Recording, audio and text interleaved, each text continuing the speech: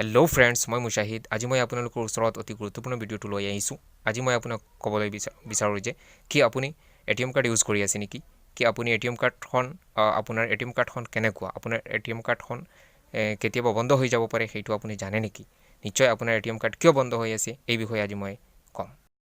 হয়, চৰকাৰৰ ফালৰ পৰা এইটো আদেশ আহিছে যে যিবিলাক মানে পুৰণা এটিএম কাৰ্ড আছে, সেই সকলো পুৰণা এটিএম কাৰ্ডবিলাক বন্ধ কৰিবলৈ আপোনাৰ চৰকাৰৰ ফালৰ পৰা আৰু RBIৰ ফালৰ পৰা গাইডলাইন আহিছে। গতিকে এতিয়া বেংকসমূহত মানে এইটো অৰ্ডাৰ কৰা হৈছে যে আপুনি যিসকল পুৰণা এটিএম কাৰ্ড আছে সেই সকলোবোৰ বন্ধ কৰি দিবলৈ। কিন্তু সেই পুৰণা এটিএম কাৰ্ড কেনেকুৱা আপুনি জানে নেকি?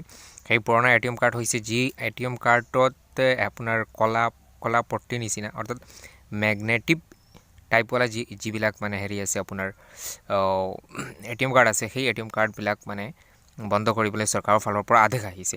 গতিকে আপোনাৰ ওচৰত মেগনেটিক টিপৱালা এই ক'লা ৰঙৰ নিচিনা পট্টিৱালা এইখন আপোনাৰ ওচৰত যদি থাকে, তেন্তে আপোনাৰ এটিএম কাৰ্ডখন বন্ধ হৈ যাব। ইয়াৰ বাহিৰে যিখন আছে আপোনাৰ ওচৰত আপোনাৰ চিপৰ ছবি, অৰ্থাৎ চিমৰ নিচিনা যিখন মানে ছবিৱালা আপোনাৰ ওচৰত যি এটিএমখন আছে, সেই এটিএমখন কেতিয়াও বন্ধ নহয়। আৰু এইখন মানে কিয় বন্ধ কৰি দিছে চৰকাৰে, এই মেগনেটিক পিকচাৰৱালা ছবিখন কিয় চৰকাৰে বন্ধ কৰি দিছে, সেই বিষয়ে মই আজি আপোনালোকক ক'ম। যে এইখন বন্ধ কৰাৰ মূল কাৰণ হৈছে আপুনি এই মেগনেটিক টিপৱালা যিখন এটিএম কাৰ্ড, সেই এটিএম কাৰ্ডখন লৈ যেতিয়া আপুনি মল বা শ্বপিং মলত যায় আৰু তাত গৈ আপুনি যেতিয়া টকা ট্ৰেঞ্জেকশ্যন কৰে, তেতিয়া সেই কাৰ্ডখনৰ যিবিলাক ডাটা, এই সকলোবোৰ ডাটা তাত মানে ছেভ হৈ যায়।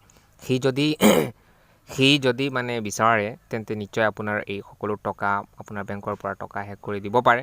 গতিকে চৰকাৰৰ ফালৰ পৰা এইটো আদেশ আহিছে যে এইবিলাক যেনেকুৱা এই টাইপৰ মানে এটিএম কাৰ্ডবিলাক বন্ধ কৰি দিবলৈ, আৰু বেংকে নতুন এই আপোনাৰ চিমৰ কাৰ্ডৰ ছবিৱালাৰ নিচিনা যিখন এটিএম কাৰ্ড আছে, সেইখন সকলো কাষ্টমাৰক দিবলৈ এইটো চৰকাৰৰ ফালৰ পৰা আদেশ আহিছে।